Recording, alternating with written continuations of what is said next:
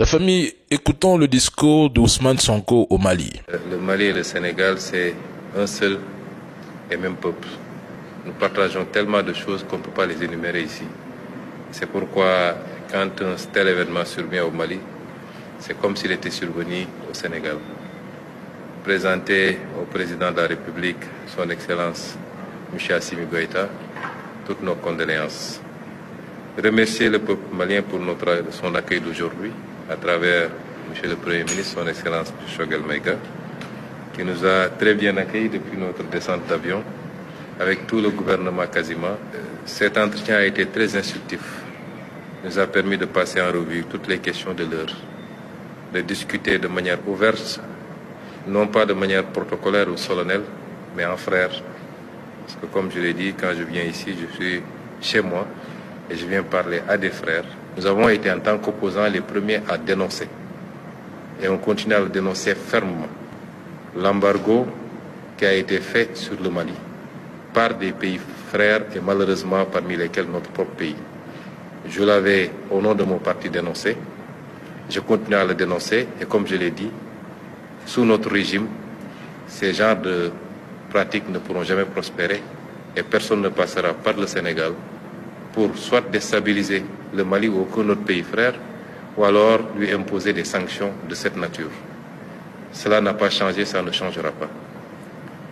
Quand il a été question d'une intervention au Niger, ma position a été très claire. De ma cellule de prison, j'avais fait une publication pour dénoncer cela.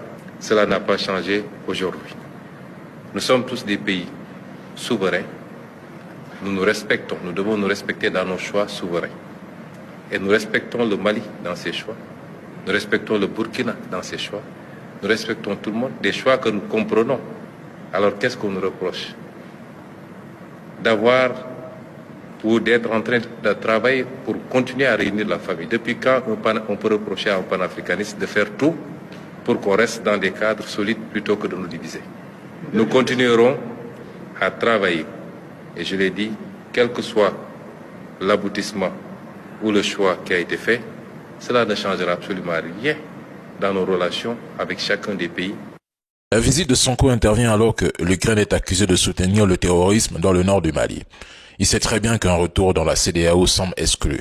Ousmane Sonko savait pertinemment avant de se rendre au Mali que rouvrir le dossier de la CEDEAO serait inutile, absurde, étant donné qu'il avait lui-même critiqué cette organisation, du moins cette entreprise occidentale, et appelé à sa dissolution immédiate lorsqu'il était opposant au régime de Macky Sall.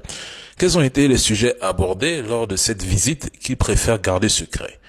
Nous le découvrirons probablement en temps voulu, mais pour l'instant, je préfère ne pas spéculer. Qu'en pensez-vous? Quel était le véritable objectif de cette visite? Perso, peut-être 4 choses.